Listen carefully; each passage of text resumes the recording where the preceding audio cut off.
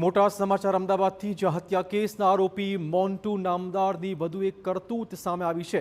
મોન્ટુ નામદાર પેરોલ પર જેલમાંથી બહાર આવતા સમર્થકોએ ફટાકડા ફોડ્યા હતા। ખાડિયા વિસ્તારમાં મોન્ટુના સમર્થકોએ રોડને બાનમાં લઈ ફટાકડા ફોડ્યા હતા। ભાજપના કાર્યકર્તા રાજેશ મહેતાની હત્યા કરી હતી।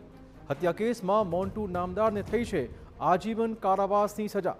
રાહદારીએ ફોન કરતા પોલીસ ઘટના સ્થળે પહોંચી હતી। પોલીસ પહોંચે તે પહેલા મોન્ટુ નામદાર ફરાર થઈ ગયો હોવાની વિગતો છે। તો પેરોલ પર છૂટતાની સાથે જ મોન્ટુ નામદારના સમર્થકોએ રોડ પર ફટાકડા ફોડ્યા હતા। જો કે એક વ્યક્તિએ આ બાબતની પોલીસને જાણકારી આપી। પોલીસ ઘટના સ્થળે પહોંચે તે પહેલા જ મોન્ટુ અહીંથી ફરાર થઈ ગયો છે। હત્યા કેસના આરોપી મોન્ટુ નામદારની વધુ એક કરતૂત સામે આવી છે।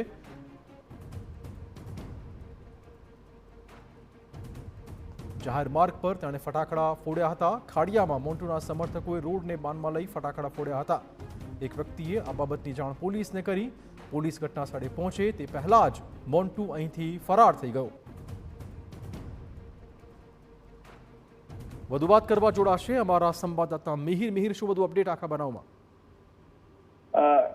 ખાડિયામાં બીજેપી કાર્યકર્તા રાજેશ મહેતા ઉર્ફે ભૂપીની હત્યા કેસનો કુખ્યાત આરોપી મોન્ટુ નામદારની વધુ એક કરતૂત છે તે સામે આવી છે। તેને 15 દિવસના જલદસ્તી ફલ્લો જામીન મળતા તે જેલની બહાર આવ્યો અને ત્યારબાદ ખાડિયામાં તેના સમર્થકો સાથે રોડ બંધ કરી અને ફટાકડા ફોડ્યા અને ત્યારબાદ જે વાહન ચાલકો છે તે રોડ ઉપર ઉભા રહ્યા અને રિક્ષાનો આ રોડ બંધ કરી અને જેમ તેમ ફટાકડા છે તે ફોડવામાં આવ્યા। સમગ્ર જે સીસીટીવી માં આ કેસ છે કે જે ઘટના છે કે જે થઈ ગઈ ત્યારબાદ જે આ હત્યા કેસનો મોન્ટુ નામદાર જે છે કે ત્યાંથી પોલીસ પહોંચે તે પહેલા ફરાર છે તે થઈ ગયો। જો કે ત્યાંથી રાહદારીઓએ પણ પોલીસ કંટ્રોલમાં ફોન કરતા કાલુપુર અને ખાડિયા પોલીસ છે તે ઘટના સ્થળે પહોંચી અને કાયદેસરની કાર્યવાહી છે તે હાથ ધરવામાં આવી છે। જો કે અગાઉ પણ આ જ રીતના હત્યા કેસનો આરોપી મોન્ટુ નામદાર છે કે જે પોલીસ જાપ્તામાંથી ફરાર થઈ ગયો હતો અને ત્યારબાદ તે મળી આવ્યો હતો। આ રીતના ફરી એક વખત તેની એક આ કરતૂત છે તે સામે આવી છે કે જે તેને જેલ તરફથી ફલ્લો જામીન મળતાની સાથે તેને આ કારણસ્થાન છે કે જે તે રોડ બંધ કરી અને ત્યારબાદ ફટાકડા છે તે ફોડ્યા હતા।